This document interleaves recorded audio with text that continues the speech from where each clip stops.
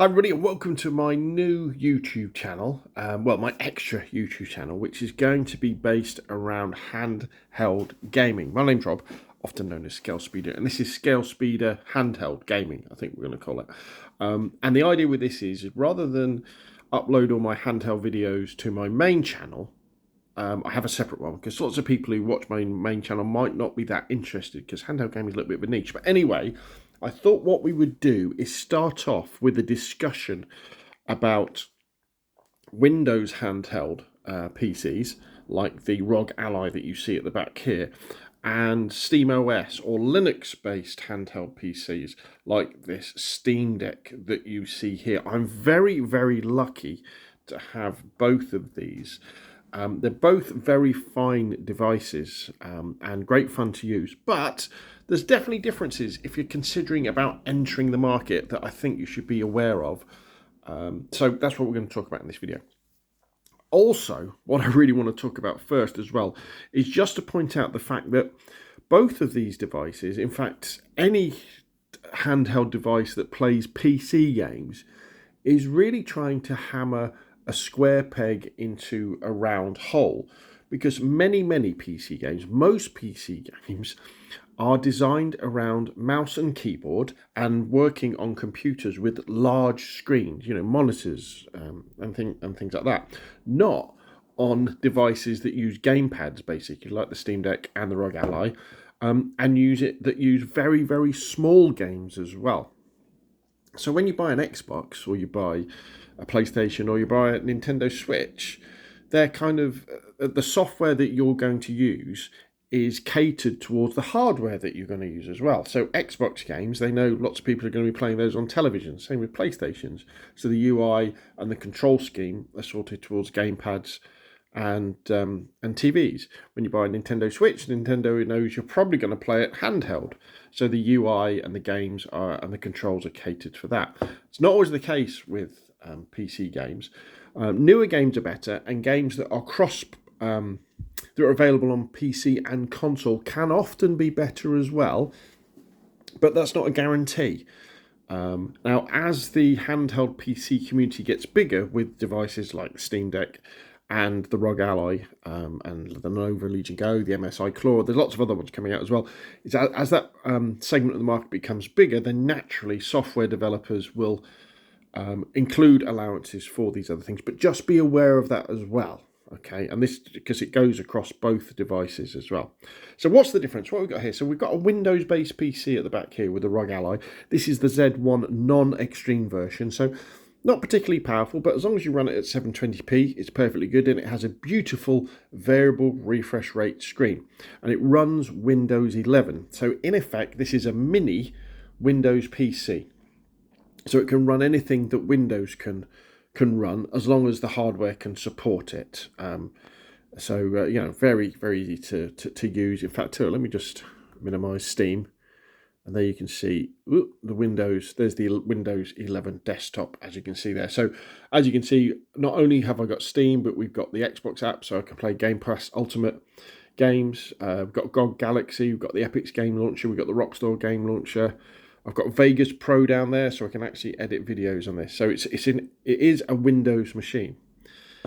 Then we have the Steam Deck. Now the Steam Deck is often touted, as the king of PC handhelds. Anyway, outside of things like Nintendo with their handhelds. And the difference with this baby is this runs off an operating system called SteamOS, which is based on Linux. And the massive advantage that this gives the Steam Deck is that the operating system is finely tuned to the hardware. So ever since the Steam Deck came out a couple of years ago, we've had the LCD version start off with, and now we've got the OLED version, but the hardware inside is similar spec. So Valve, the people behind the OS, have been able to just take that operating system and just make sure that it works incredibly well with what the Steam Deck can do. And what this gives you is an almost console-like experience, as you're going around. So you've got your library there of your games. You can go to the store, which we were just looking at as well, like that, and you can go around, and it's almost Like, you know, if you're a PlayStation player, when you turn on your PlayStation 4 or 5, or your Xbox, when you turn on your Xbox and you go through the Xbox store and the Game Pass, it's almost as good as that. It's pretty good. And it also means that they can allocate lots and lots of resources into fine-tuning the OS for particular games as well. So if a game comes out, say like Street Fighter 6, is it, that's out, or they can actually make updates to the operating system that will make that game run better if it had problems with SteamOS. So they can make it run better, so they can fine-tune things. The problems with Windows 11 or Windows 10 or Windows in general is that it has to work on a million different types of PC platforms, from handheld gaming PCs to laptops to big desktops to corporate computers to small things like, you know, the Windows version of a Chromebook and all that sort of stuff. So Microsoft, at the moment anyway, at the time of recording this video, haven't bothered or haven't got round to creating a handheld version of Windows that would be optimized for the Windows experience. So what that means in effect is you get things like there's apps and loads of services and things on here that you just don't use and you don't need, like the AI assistant and lots and lots of different productivity tools that you don't need, that you use on your laptop or on a work computer, but you don't want them on a gaming PC. They're not there. Things like the UI could be bigger, and it, you know, it's a little bit fiddlier to use because you've got kind of, you have got touch, but you know, Windows isn't designed for this small type of interface. It's designed for bigger screens on laptops and tablets and things like that. So the other thing that happens, though, is that unfortunately, when you're running on SteamOS, that means that you can't be compatible with every PC game that's out there. Because certain PC games, and this tends to revolve around popular shooter games or competitive online games, they use things like anti-cheat software. And lots of anti-cheat software doesn't like running on Linux, which SteamOS is based on. So we're talking about things like Fortnite, things like PUBG, Call of Duty. You can't run them easily on a Steam Deck. Now, people who are watching this video who are veterans of the Steam Deck will say, well, you can do workarounds and stuff like that. And that's true, you can. But for the casual player who's looking for a console type of experience, you can't do that way. Also, you can't do things like, you can't have Xbox Game Pass Ultimate on here. So that, you know, if you subscribe to Xbox Game Pass Ultimate, which gives you PC games, you can't download them and play them on here. Now, you can stream them, which, you know, is okay in many situations if you've got a good network connection, good Wi-Fi connection. But if you don't, it doesn't really work very well. And I always prefer playing my games natively anyway. So that's a downside. Whereas with a Windows PC based systems like the ROG Ally or the Lenovo Legion Go, these things, you know, you can install anything on them. And I could install PUBG, I could install Fortnite, you know, anything like that. I can put it on as long as the hardware will play it, and I've got space on the SD drive, and it will work. So now let's get on to things like the screen. So the Steam Deck, this is the Steam Deck OLED, has this beautiful OLED screen, HDR capable. The whites are incredibly white, the blacks are incredibly black. Looks fantastic. The ROG Ally, though, this has a variable refresh rate screen. So although it's only an LCD screen, not an OLED screen, it makes games look smoother because it can match its refresh rate to the refresh rate of the game. So if the game's going up and down because it's particularly challenging, the screen will match that and it makes things look smoother. So games that maybe even don't run as well on the ROG Ally look smoother than they do on the Steam Deck, simply because of that variable refresh rate screen. But saying that, you know, games do look fantastic on the Steam Deck and, you know, and look very, very good indeed. When it comes to battery life as well, this is a situation where the Steam Deck has an advantage because, again, Valve can optimize their operating system to really work well with the, I think they call it an APU. So the graphics unit processor and the CPU are combined into one on both devices to make sure that you get a really long battery life. And so, with the OLED model of the Steam Deck, you can get a good few hours battery life, much shorter on this version of the ROG Ally. The ROG Ally X, which has just been announced but isn't out at the time of recording this video, they've actually put in an 80 watt hour battery, whereas I think this one's got like a 40 watt hour battery. So they've kind of brute forced the battery problem that you have with Windows by whacking in an absolutely massive battery into it as well. So they're kind of attacking the problem from that way. But that's something to think about.